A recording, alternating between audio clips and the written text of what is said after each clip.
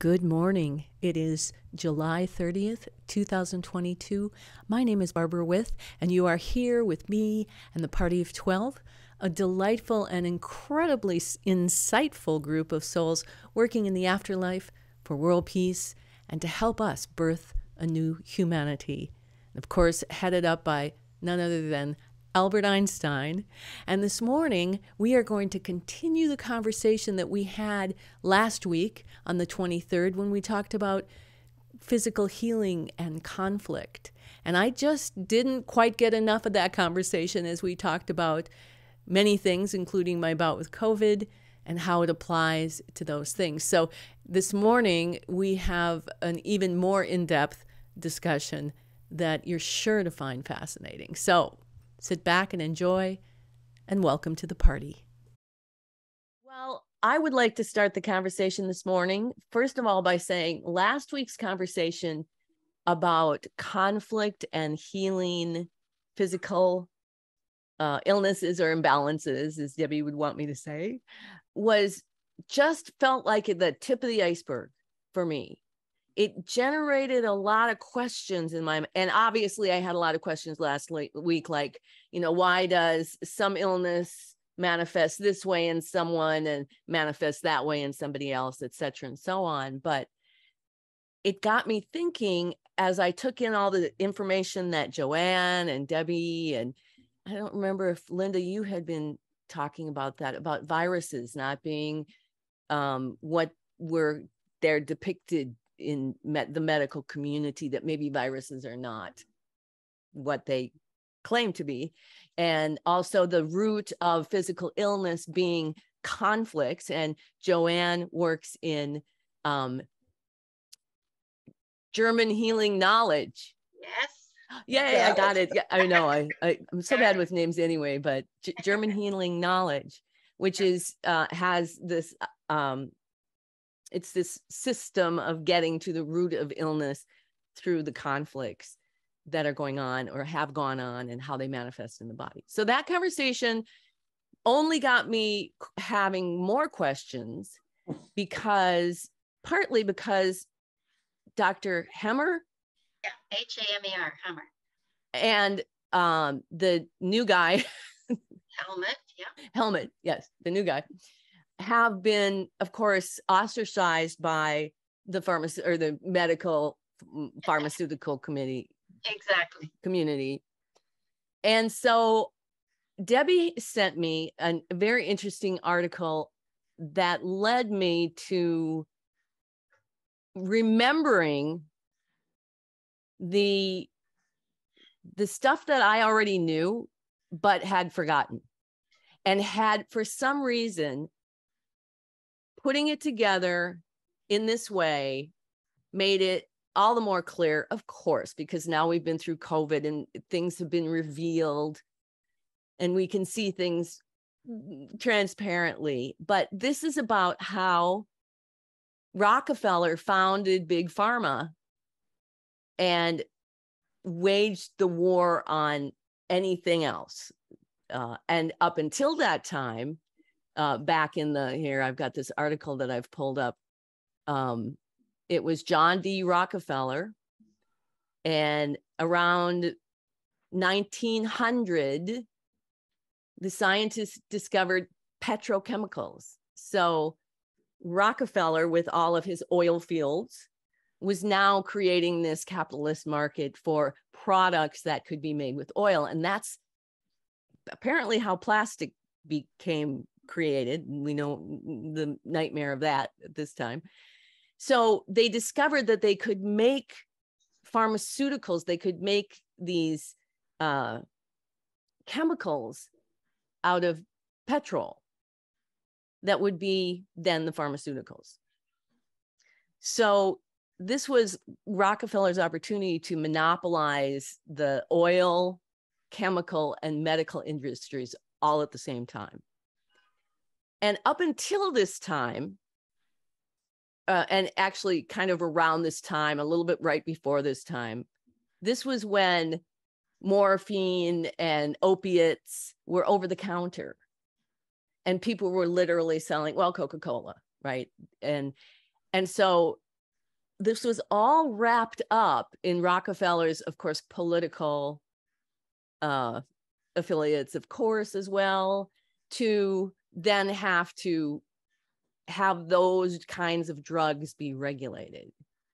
And in doing that, which might have been a good thing, maybe, I don't know, in some far universe, it turned into this rigid kind of cultural worldview of what medicine is, has all grown out of this regulatory capture that got created by the oil industry.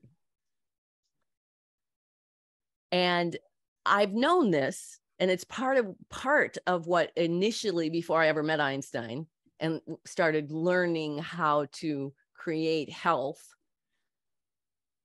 I knew this, and it's what really drove me away from going to the doctor and impelling me to find my own health, however I had. And then when Einstein came in the picture and we started doing all this work about conflict resolution, I could clearly begin to see how to work with these three human dimensions in order to create health.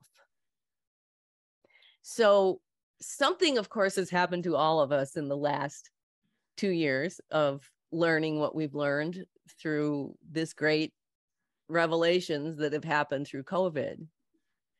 And last week triggered all of this old knowledge within me that it was kind of on the fringes through all of this. And now it's like, oh my God, it's so clear. It's so clear that the importance of getting away from that, from the roots of whence it came and where it's going to continually try to embed itself in. And in the collapse of it is really, I think, it happens when we start detaching from it and stop feeding it in our own personal lives. And that's kind of what surprised me, was how much I felt like I had been me, the one, like last week, Joanne, you said, those of us who consider ourselves unbrainwashed, we all have these levels of brainwashing that we're uncovering, that we're revealing to ourselves so that we can set them right. And luckily, we know how to set them right. I feel so blessed that when I get to that point where I go, wait a minute, I know this. I need to set this right within myself, that I have the tools and they work every time. This week, because it raised so many more questions, I would like to pose some questions to Einstein and the party. Are we delving deeply into this medical dysfunction, just like we delved into our own dysfunctions? That conflict resolution is a way for us to make our malfunctions functioning. I'm thinking about how I was going along and I was really healthy and I wasn't conflicted and I wasn't obsessing and I was, meditating and doing all these things. Where in that system did I miss something? Is it just how the system works, that if it's there and you're not consciously aware of it, that it's going to manifest it into a physical form so that you can set right the malfunction? So for example, if diarrhea and the high fever are the indigestible anger or rage, where was it living? How come I didn't see it? Or is it just a process? Those are the kinds of questions that I'm hoping the party will answer, and I'm open to any kind of conversation.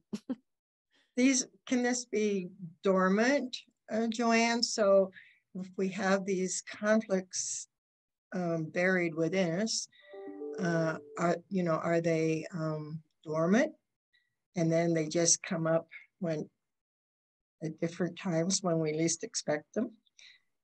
And the other part of it is do we trust ourselves that we have this power within us to heal ourselves, to give our body what it needs to heal itself through our emotions, through our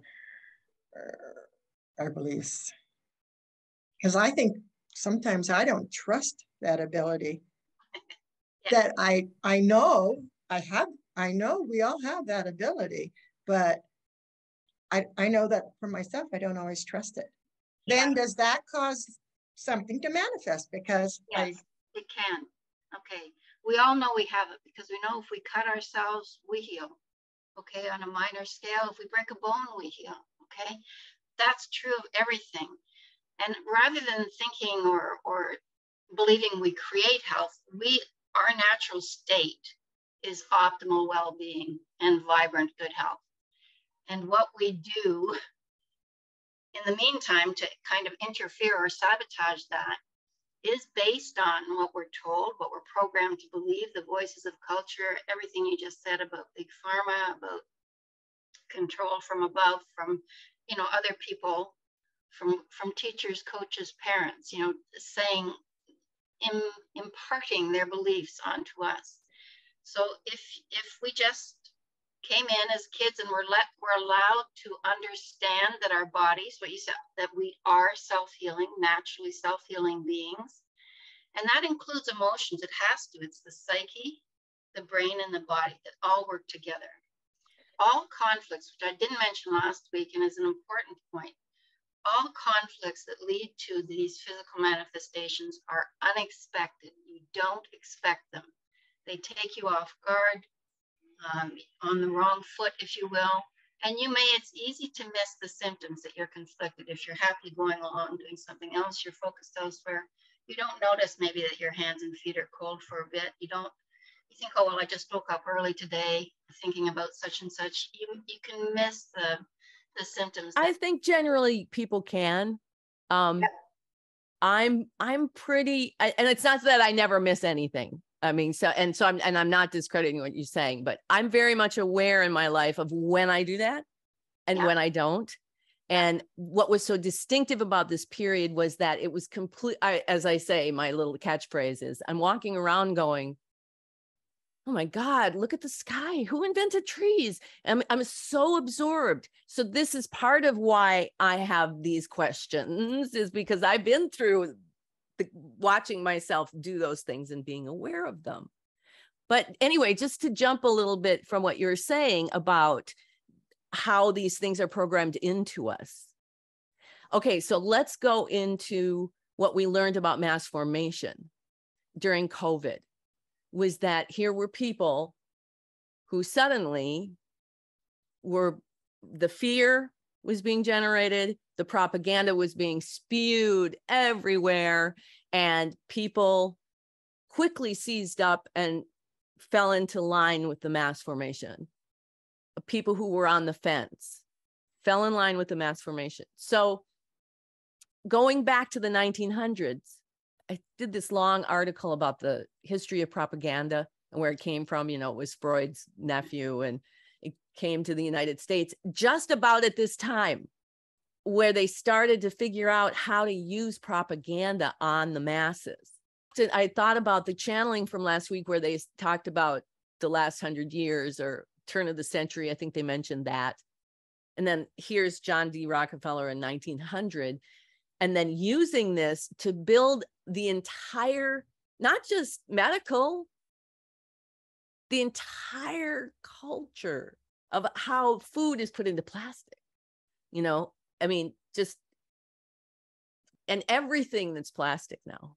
I mean, it's mind-boggling, and it makes the Great Reset or whatever this thing that we're going through more sense to me, that this is so deeply embedded in culture that even the good people that I knew who were liberals, who suddenly were like wanting to put people in prison camps because they weren't vaccinated. It's like, oh my God, this is how deep we are excavating culture. And then you said when you went to the grocery store, you'd see all the symptoms of COVID and you would think, oh, well, 20 conflicts. And that's just COVID. Yeah. Yeah. So again, there was one conversation we were having several weeks ago where everything is based in conflict. No wonder Einstein, when he was leaving the planet, you know, and he told us that when you leave the planet, what you're clinging to emotionally, you take with you, which is why you want to be detached and forgive everybody. Otherwise, you're going to get into another cycle with them.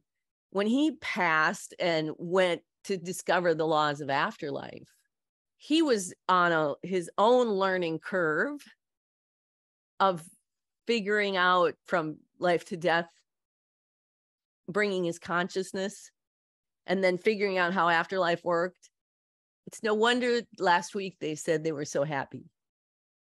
Here we are, you know, the planet's crumbling, empires are falling, nuclear war is imminent, and they're like, no, humanity, from their point of view, it just keeps going and going and going.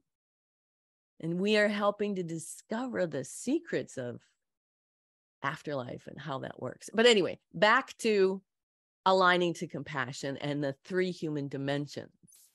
That is his formula to simplify down this incredibly complex system that could be hopeless, really. You're trying to change the human race one person at a time, but they're not, because they know it works. He tried on this side as well. There were a group of them that met, including Michio Kushi, who was coming at it from the dietary yin-yang energetic perspective using macrobiotic cosmology. They met along with others. And didn't Linus Paul, didn't he sign the Russell Einstein Manifesto? Linus Paul, remember this vitamin C researcher? Linus Pauling. Yeah, could Really? be. You'd have to look that up. I forget that. There were a group of them that met, and they finally realized that nothing they could do as a group was going to work. Like, never had a group been able to orchestrate and govern the populace, you know, at large. So they all kind of went their separate ways. To work on their individual areas. But the essence was to create world peace, one person at a time. I learned that years before I met the Einstein work through the Kushi work. So yeah, they all had that, these brilliant minds all had that same goal. But they came to the conclusion they couldn't formulate a body that would be able to do that. So they went off and worked in their own venues, their own fields. So yes, Linus Pauling did sign the Russell Einstein Manifesto. So yes, like a whole cross section. I mean, there were scientists. Exactly. But... Yes. And just to go back to your comment about Rockefeller and his takeover of the whole culture, not just the plastics, but using the chemicals from the war to create the fertilizers for the insects. They've just decimated the agricultural community, basically, which is starting to come back. But yeah, it's been a total. I've been waiting for years, as has Lynn, to watch the implosion of big pharma, especially because we don't take any medication. Where, we're not dependent on, like many people are, and Einstein has addressed this in the past as well, that has to be seen for what it is, and people to extract themselves. And if you do understand that we are self-healing, and there are no malfunctions, by the way, the body is always working to keep us alive until we resolve our conflicts and to enhance our well-being. So just as a simple example, if someone has a death fright and they can't breathe, they start growing more lung tissue so they can breathe better.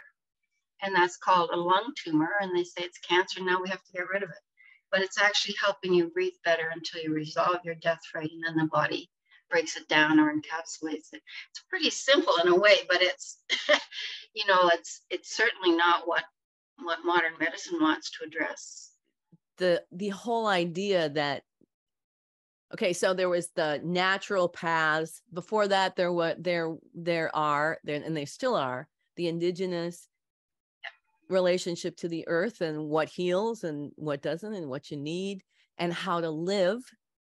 And then here comes the Rockefellers, you know, to come and completely infuse the history of this planet with this artificial. Yeah. And it's destructive. I mean, it's destroying the very thing that sustains you, which is this relationship to the earth. So as they destroy the earth, then they destroy people's ability to be connected to it in that way. You get the earth dying off and then the people struggling and dying off. So I have a quick question right here. Everything that's been utilized has come from the earth. There's nothing that's been utilized that's come from anywhere else. So what's the connection to, let's just call it synthetics, okay, for a good terminology. I've been curious about what's the connection and where does that removal from being healthy for the earth, does a product, commodity or something. It all originated in the planet that we originate from as well. So I'm curious if anybody has any insights on that. Well, when you remove it from its natural setting, let's take the tar sands, for example. Yeah, tar sands came from the earth, but before they removed it and then processed it with machines into what it is, it was just in the earth. And that was that whole area, which is now like an unbelievable area of complete destruction, may never come back. Hundreds and thousands of acres. It was just in the earth. There was beautiful lakes and the indigenous people lived on it. But when you start to extract it, I think, and then process it. Well, peat moss. So how does peat moss fall into that? I was in Dublin and visited extended family on the outskirts, and they heated with peat moss. And they took us to the peat moss pits where they each had their own quadrant. And so they were taking from the earth and using it for fuel. So, you know, it's a slippery slope on saying where things have originated and how they are utilized. That is a more direct line. They weren't reconfiguring it into something else that was unnatural or synthetic, as you say. I think that would be my thought. Okay. It comes from, for me, it comes from my relationship to the indigenous neighbors and my participation in understanding their world more, and then why the extraction is unnatural and hurts the natural world that is there to sustain them. And the extent of it and the way they do it, as in fracking and so on, like the damage caused and the amount of resources taken. Because they took resources. Like there's a whole area of copper up in the upper peninsula of Michigan where the indigenous mined the copper, but they did it surfacely and they stopped at a certain point because it was going to hurt the earth. Yeah. I have a big faith in the earth that she can recover completely with time when we stop doing all of this. And Chernobyl is an example. I mean, it was decimated when the nuclear reactor blew up or whatever happened in Chernobyl there. It was just a wasteland.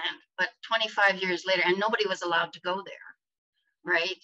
Because of the radiation and so on, although it wasn't that far from cities and so on in Ukraine.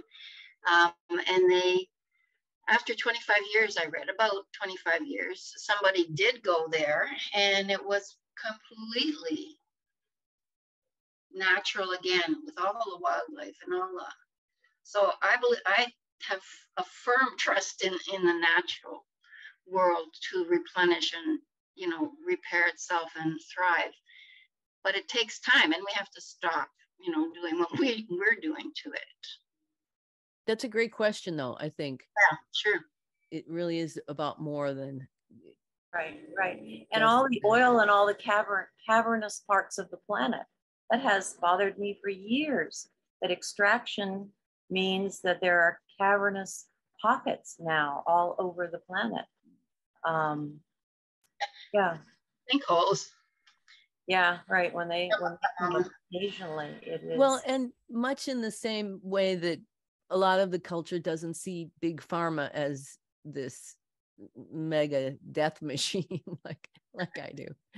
People don't see the levels of fracking that's gone on out west, and the droughts and the fires, and everyone's looking like this way, like, oh, it's just climate change. Well, maybe it's not. I mean, maybe some of it is that you have drained the earth. I mean, the levels of water that are required for fracking are just incredible, and the pollution caused. Yeah, and the chemicals involved. Yeah, and the whole form of agriculture out west in California and so on, the amount of irrigation, the water table, like the land is sinking, I've read. You've studied that, Lynn. Yeah, and with the environmental work and that. So big pharma, and the way that this has been, if we call it perpetrated, has been largely through the TV and the television.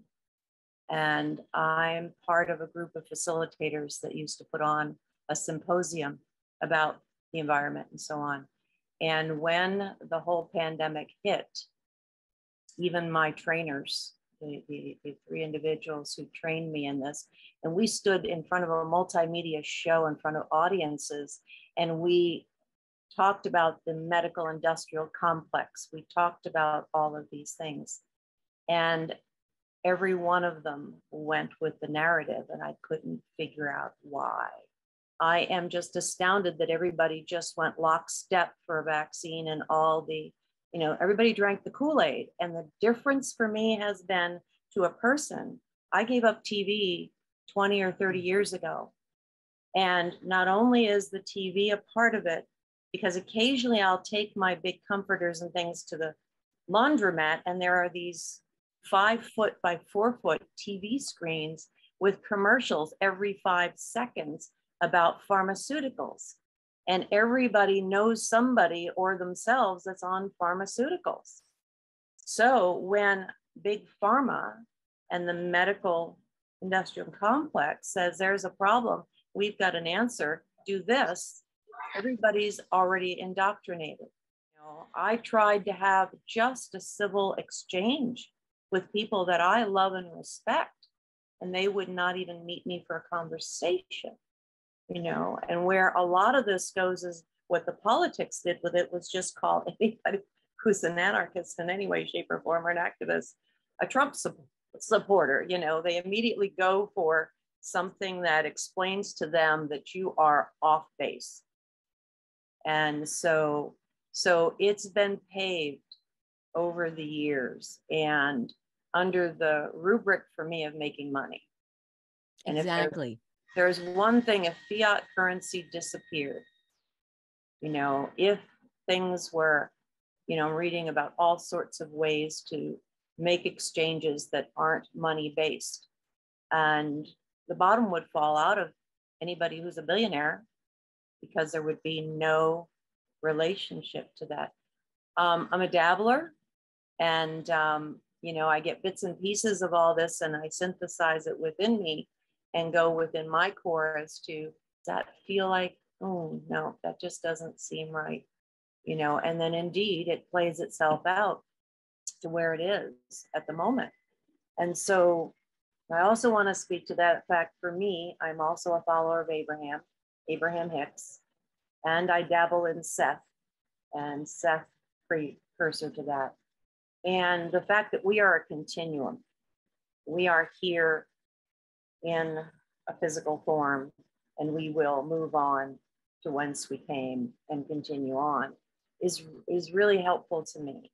It helps me not lose my mind. The psychology of being human is so fragile and manipulatable. I appreciate being among you. I've listened to your recordings over about the last year as Joe has supplied them and so on. Well, that was great. I mean, absolutely articulate about how my experiences as well. The people who just completely turned on a dime, and intuitively, like you're a dabbler. I like that, you know. I look for my intuition, or I trust it, and then here comes information, and suddenly the picture is starting to be clearer and clearer. And when you said that about the culture has been primed for this takeover, I now see it's 100 years or more of priming. It's not just 30 years of priming that I kind of thought it might have been, but yeah. And I would say that some of it is really based truly in the want for power and money, and that we're the byproduct of how they keep getting there.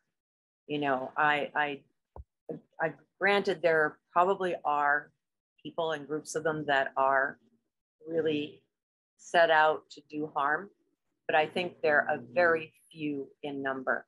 I really think it's something that's gotten itself going in the want for power and money being one of the parts of that. I also see where we're at as fear. The fear in those that think they're in charge are that they will lose their control. To me, and that's their identity. Right, and that's their identity. So therefore, they go to great lengths and a lot of times, you know, put up blinders to what's going on in the world or what they're perpetrating indirectly or directly. Maybe it's what inspires them to be able to lie clearly. Right, to any lengths. You've got it, you know, and believing themselves. I mean, I fully watch them and they really believe themselves, and some of them believe themselves to be doing good. And all you've got to touch on is the mindset of reducing the population on the planet. There are people in very high positions and so on for whom that is what they feel needs to happen. So that as a passion and a plan and I'm going to save the human race sort of thinking is not helpful for the rest of us. That's an understatement. One of the constellations, bipolar constellations described in the German Healing Knowledge is exactly what you two just said. The fear, the territorial fear, and the identity, their identity tied in, that combination of active conflicts causes what they call a mythomanic constellation, and that leads to pathological lying. Makes good writers as well, like people that can write well, but one of the aspects of that is being a pathological liar, believing what they're saying too. I think Trump was a great, you know, really a good example of that. One of many, but he was center stage for a while there. Linda, you asked about, are all these things dormant in us? And the answer is the potential is there, because the body has all of these ways of dealing with the different conflicts, very specifically, which part of the body is going to take on the separation or the nurturing, the fear, the anger. And so in that sense, yes, but things are not lying in wait to get you, as it were. You know, it's all about what hits you unexpectedly and how well you deal with it. And if the body's going to do whatever it can to keep you alive until you resolve the conflict, and then you go into healing, which is when everybody thinks they're sick, ill, malfunctioning.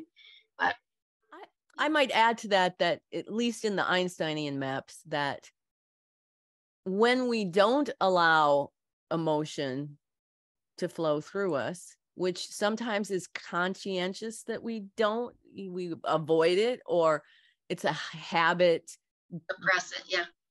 Suppressed by culture, then it does sort of lay in wait. It kind of has that, like, you know, it's building. it's building, and now something's going to happen, you know? So, and so I was reflecting upon my experience with whatever, was that in this incredible state, something was laying in wait that needed to come out. And it wasn't going to come out like I usually do it, where I go through it intellectually, or was it going to come out physically? So my energetic friends believe that any of us that got the condition associated with the need for have had an upgrade energetically, that what it has offered our human form is an upgrade energetically. I felt that way as I've gone through it, and especially after last week, our conversation, and now this week too, because I could look back on those weeks where I had it. I had the virus, and I treated myself like I had the virus, which was not a bad thing, because I took care of my, you know, it's like, okay, you're going down and you're going to do this and that and that. But now, of course, I got the symptoms that fit the whatever. And I don't know about those tests. I think they're just all made to just be duplicitous. In silica, you can test blueberries and tap water, and I've got one. I should try that. There were a list of things. I sent you the article, actually, and it came from you in the germ theory article. There was a nice video. There were 10 Oh, the germ theory one. Yeah, yeah. You can test all kinds of things, because it's just a little sequence of a genome that they've decided that this is the COVID virus. They've just created that in silica, they call it. And so I think the tests, half of them are positive before you test anything. You know, they're not valid. And they were never meant to be used in this kind of a way. They were designed for research purposes, supposedly. Yeah, viruses, the existence of viruses has never been proven, actually, at all. So it's an interesting phenomenon, but it's had many benefits. Lynn and I have spoken about this over the months. Many benefits have arisen, because so much has been revealed, and people have examined themselves and related differently with others, some in pretty negative ways, if you will, but others more compassionately. Well, and remember back when we first started talking about doing this conversation every week, and how we want to have these new conversations so that people can hear the language and not be afraid to speak up and say, we have to go like this, or assume the symptoms of blah, blah, blah. Now, how are those people who did get brainwashed, now that they're coming out and seeing, oh, well, wait a minute, and they're starting to put the pieces together? Because what I'm saying is, after last week, I was sort of embarrassed because I had fallen into the language of it. One side of me hadn't. I wasn't ever going to get, don't put that crap in me. But I still, had thought process, like, I got it, and I got to test, and I got to stay away, and you got to wear the mask, and it was like, no, how did I get there? Because it's so deep seated. It's centuries in the making. Anyway. Yeah. Yes. And so something did take over me for 16 days. Started Christmas morning. And again, especially in my astrological friends and so on, it's considered an upgrade that came through. And then we can think about also things get assigned things to be able to understand them. So we understand, I don't know about your upbringing, but I was the oldest of 6. And when the measles, mumps, and chickenpox came through the neighborhood, all the kids in all the other houses were marched over to the house with the kids who were sick. So it could run through all of us. And it did. And life went on. We would learn later that measles for pregnant women, and there's all these things that have come about. But there is a challenge right now with being able to trust in any information because it's what's behind it. And it might only be ego that's behind it. It doesn't even have to be nefarious. You know, it's just, so are we being brought into a time when we are being reacquainted with the fact that we have what we need totally within us and that we have to come to terms with trusting? Because for me, the idea of this was the first time in my life a full-on gut response of no. I mean, no mental, no head, no anything, just no. I mean, it was like I could have stood on a mountaintop and really said no. And I was utterly astounded at my physiology and my mental state, that just was, you know, there was no choice in this. This was where that was at. All other things would follow with curiosity on how it's been handled. I think we're going to have a problem with it if people end up with conditions that are heightened by the fact that they did this. I don't think there's going to be a reckoning in that way, because I think it's too big for the mind of people who just go with status quo.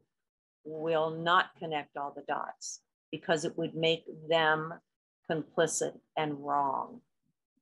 And so that's an unfortunate piece. And I see that in people that I dearly loved and deep friendships and so on that just have gone into another realm within the realm that we are coexisting and know with that. So, but if this is the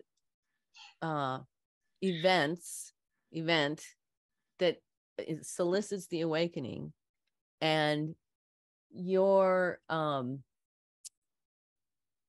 having 16 days is really like an opening. It's like a blessing, and that's how I found. Then regardless of this, people are being forced to come to face with themselves, whether they like it or not. And had we studied all those people in the beginning who got sick, what their vitality levels were, you know, how much were they dependent upon these things? How bad was their health to begin with? Were they obese? Did they eat shitty? Did they not exercise? Did they not have self-love? You know, how much of that? And were they ready or partially ready to leave the planet anyway? Because people with dementia and Alzheimer's are halfway there, and we try to bring them back all the time. That's a simplistic view, but, you know, they're already communing with the other side. They don't want to come back. They want to go, a lot of them. And that's, we know that that's not a bad thing, or not even close. That's like a release. And many people aren't ready to move into this shift in consciousness, and they know it on a soul level. So the fact that people are dying that's not news on the planet. It's the way they're framing it, eh? Like they've just eliminated every other cause of death and everything happens to be, you know, and there's been some nefarious, as I've read at least, nefarious things going on around that, like paying hospitals and doctors and so on to say this death was caused by COVID. You've heard that too. When in fact, it, you know, wasn't. You can't even have COVID. Like that's a made up thing. Excuse me. So, but they've gotten a lot of mileage out of it. And on a soul level, people are doing what they need to do. So if we're all getting sick from COVID, yeah, we're all actually getting sick from healing. Yes, we're not sick. We're healing. We're rebalancing.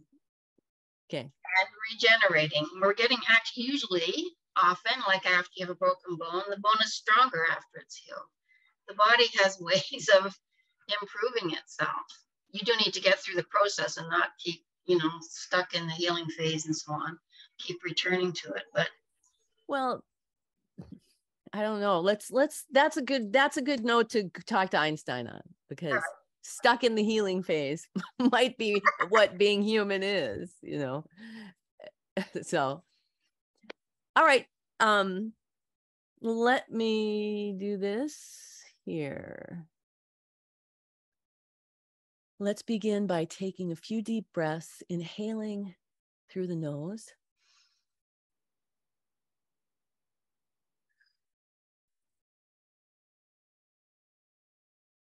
And with each breath, intend to have the consciousness of the operation of your body right now, right here. Get in touch with the blood that's flowing through you, the air, the breath that's moving the needed oxygen into the lungs, and all that is carried through the body to the muscles and the organs and the tissues and the brain. This vehicle is the very miracle upon which you are built. Without the body, you still have a miraculous energy, but it is the body that is the vehicle that allows you to have the physical human experience. Those of us without bodies, we can have an experience with you in the non-physical, but it is not the human experience. As you become aware of this body that you're in, where you're sitting, what's going on in the room, what's going on inside, and you're becoming focused on this, then right now we will command that only the most divine light shine down upon you at this time, and the greatest good be present here. This is such an excellent conversation that we are now appropriately ready to jump into. Because in starting out with reminding yourself that illness takes place in the body. And yes, it's true, there's mental illness where you can be physically healthy, but have that bigger, more spiritually based imbalance rather than the physical imbalance. It's still centered around the physical body. And so few humans are really aware of their physical body to the extent that it is aware of you. It is not just aware of you, it is creating your entire human experience, which means the whole universe that you experience. That you experience as Lynn or Jojo or Linda or Debbie or Robin or Teresa or any other human on the planet. So when you're talking about these things, and we're so glad to see you articulating, putting the pieces together, we understand that many of you understand these things, but it's when you come together and talk about them and articulate them that they bring on bearing, especially now in the day and age where you can so easily make recordings and listen again. So as you're sitting here talking about those things, even you do not have the level of awareness of what's going on in your body, consciously understanding it, as is hopefully as humanity evolves, there's a greater awareness and evolution. This is the new humanity that we're birthing, is that you come into the world with this body, and you know in that body there is everything that you need. Even if you're sick, just the fact that you're here and you're human means that you have the capacity to reach into what being human means. So some of you have come here tall and thin. Some people have come heavy, short, blonde, black, indigenous. There's all of this variety in these bodies, but none of them change in how they operate in coming to life and giving you the ability to have the human experience. That functioning is either here or it's not. So either you're here and you're human or you're not. And if you're here and you're human, then you're functioning in a way that from the center of the planet, the void, compassion impels information to step out of that void and into the source and create your own human compilation of consciousness that is the root of your very specific human life. And from the mystery of how all that is created, moving from the source up through the earth, creating emotion, intuition, intellect, which has free will. All of that is part of your body. But you are in the lens, in the body, seeing with your eyes, feeling, hearing, tasting, touching. That body is giving you the vehicle to have the human experience. So here you are, you're having a human experience. You've worked very, very hard to get to know yourself through the years that you've lived on this planet as who you are. And you've been doing this work, and you understand that your emotions need to be moved, breathed, released. You don't want to stuff them.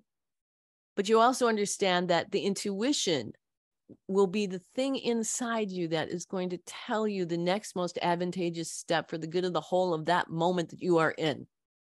And either you trust that or you don't. And you also understand that now you have this intellect, which is like wild horses, and that the intellect can take hold of the entire body, the entire vehicle, and run it aground, slam it into the side of a cliff. That's the truth of being human. And mastering this system of being human with these three human dimensions in a body, having a life, is such a big job that you have to come back over and over and over and over and over again to do it. So first of all, cut yourself some slack. But also know that this body that you've brought, and now you're human, you're in the lens, you're creating the entire universe through the body in the lens. You can be doing all of these highly conscientious things that we've been talking about, the awareness of yourself, and then the witness, so that every day you watch yourself and you eventually begin to create a relationship to yourself that is much more complicated than just what you maybe thought was going to be. Whoever taught you to have a relationship to yourself, first and foremost. But when you start to be aware of that you have these thoughts that you have to control, you have to learn how to get them under control, that you have this intuition that's bigger than just you as a human. It's attached to this bigger, higher self. And then you understand that emotions, these pesky emotions that culture doesn't want you to even feel, you have to figure out what to do with and how to create a system that's good for yourself. And everyone will have the same basic self-love, meaning if you're practicing this kind of self-love that we're talking about, then you're feeling and breathing all of your feelings. You're listening for your intuition. You're taking measures to get your intellect under control and have it do the bidding of intuition. And then you're watching it being amazed at how your world manifests around you. And even doing all that, because you are in this body, you don't get the full experience of the whole operating system in that physical body in that life. It's you get, of course, it's part of you, that operating system, that gravitational wave that flows from the center of the earth up through, creates the lens and the whole universe, and then continues on into the heavens, where it catches up to the Earth's electromagnetic domain and gets swept back up into the North Pole and back down into the center of the planet. You don't get anywhere near the consciousness of that whole operating system in your conscious human mind as a human. It's in the system, it's working. But it's only right now that you're beginning to understand how the system works, much less you as humans being so aware that you're never going to get sick. This is the system of evolution that allows that to eventually come to pass in manifestation. It's the thing that Einstein and the party and everyone involved in life and in afterlife of trying to change humanity, birth this new humanity, to where we've said you have this humanity, this new humanity who doesn't understand war,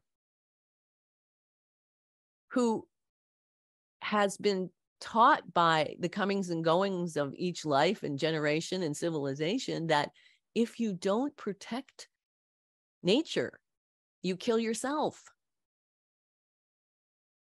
And in the extraction of oils and minerals, there's not just the influence that action has on the earth, as you said, caverns, as you rid the earth of this oil. It's like thinking about taking out some kind of lubricant that you need for your joints. You're taking the oil out of the earth, but then the effect that taking the oil on what happens to it. And you can see as you think and talk about this, that it really is the time of the end of these fossil fuels. And how that takes place might be a bumpy ride for those who think in capitalism or don't understand the importance of the nature to sheer survival. But humanity as a whole is on its evolutionary course. And this system simply has to fall, and the earth itself will survive. And those who survive with it will be the ones who understand that nature is the key.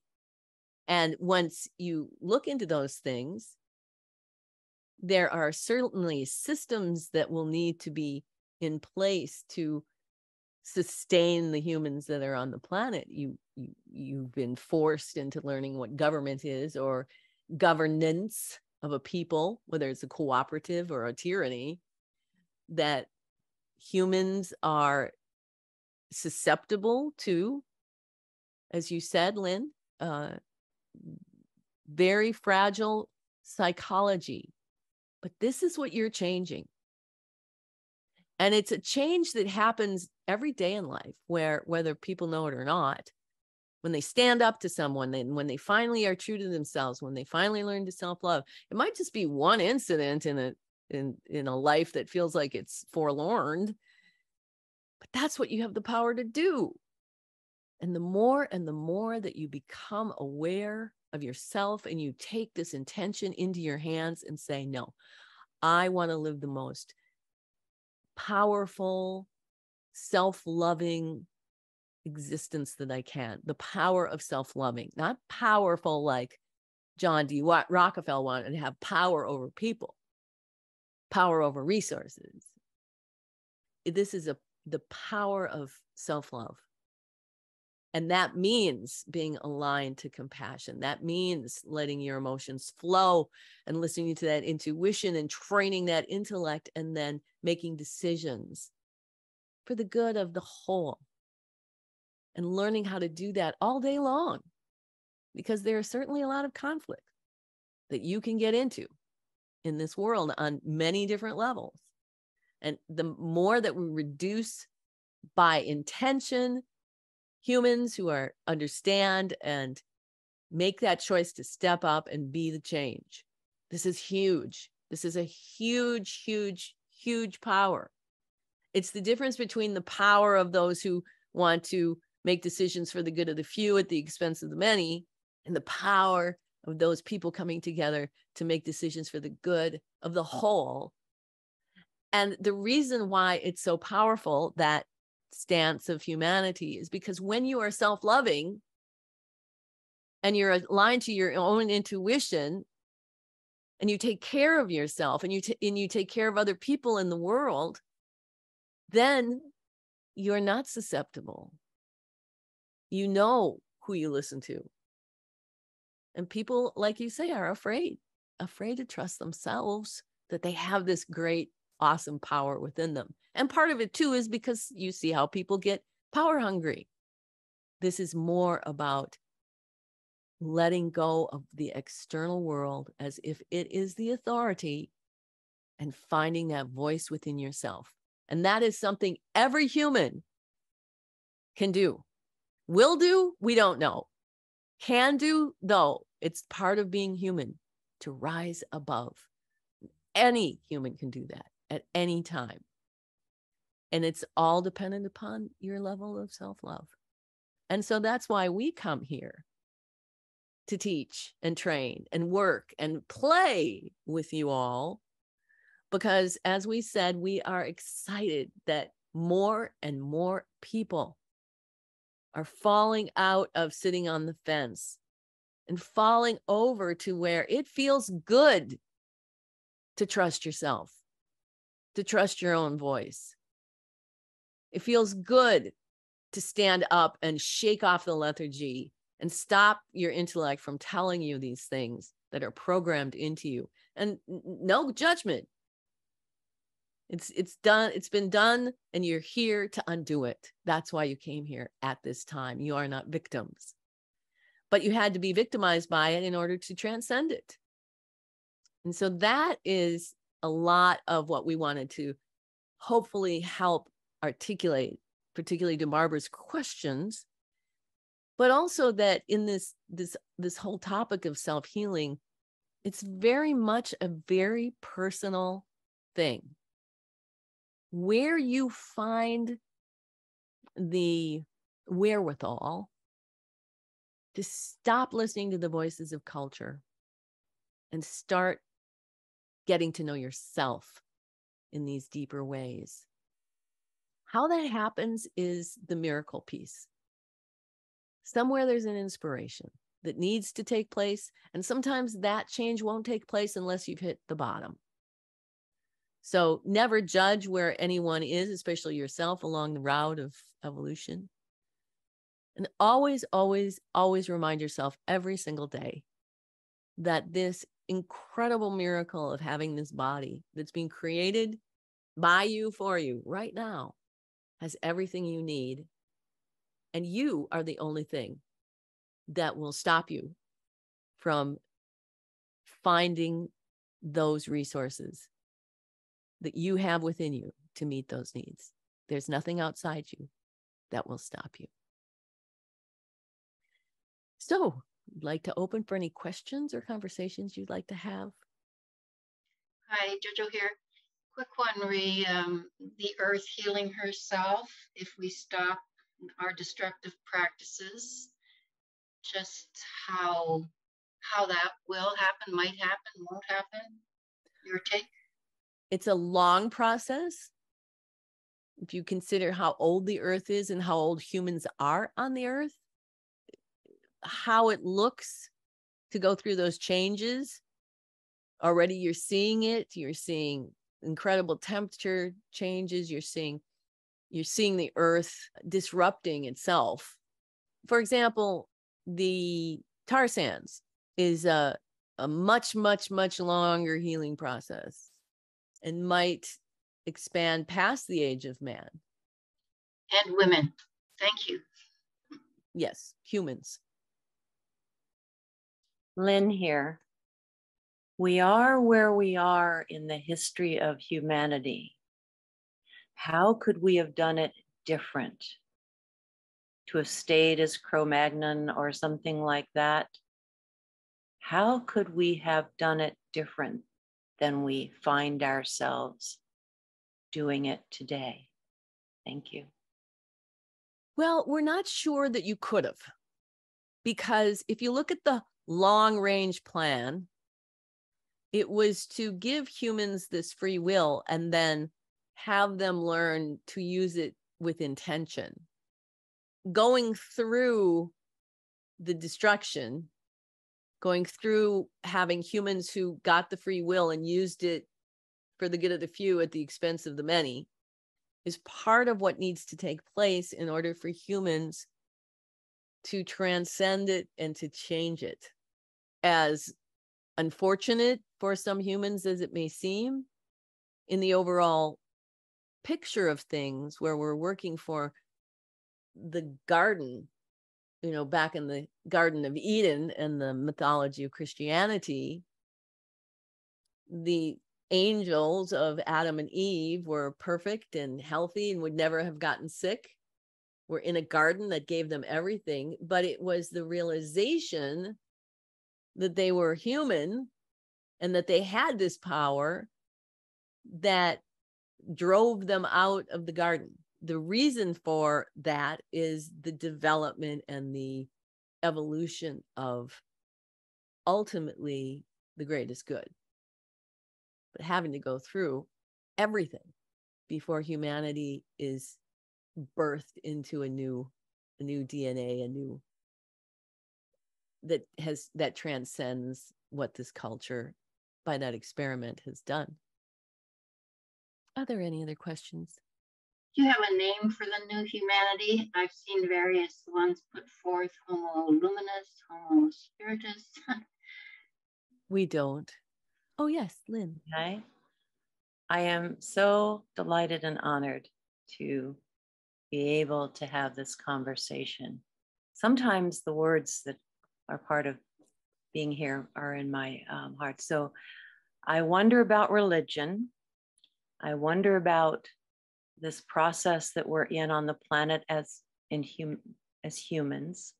And I wonder that it's important to all that is and all that ever will be, that we humans populate and live out the lives, transmuting things and expanding things, that when we arrive, it's by choice, is part of what I have understood our lives here to be. And when it comes to religion, for me, it beckons the question: in all religions, suicide is not acceptable. Is that indicative of the fact that the importance of us staying once we've arrived is so grand for the grand plan, that is a core piece that the religions have within them? No, the religious connotations of that have a little bit more to do with power and control. Because classically, if you were to take your own life, you wouldn't be damned to hell. You probably would instill then the next life to come, not transcendent, of having to come back and be a human being. And then in that process, you would have that opportunity to learn and grow and evolve and become that full human that we're hoping to birth.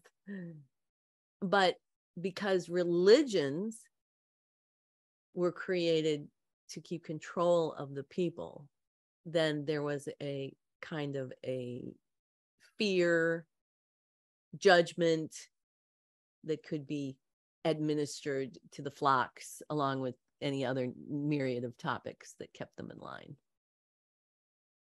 We're going to close the channel at this time to say, first of all, thank you. Thank you for coming. Thank you for talking and speaking amongst yourselves and with us. There is a huge party in afterlife with every conceivable former human you can imagine.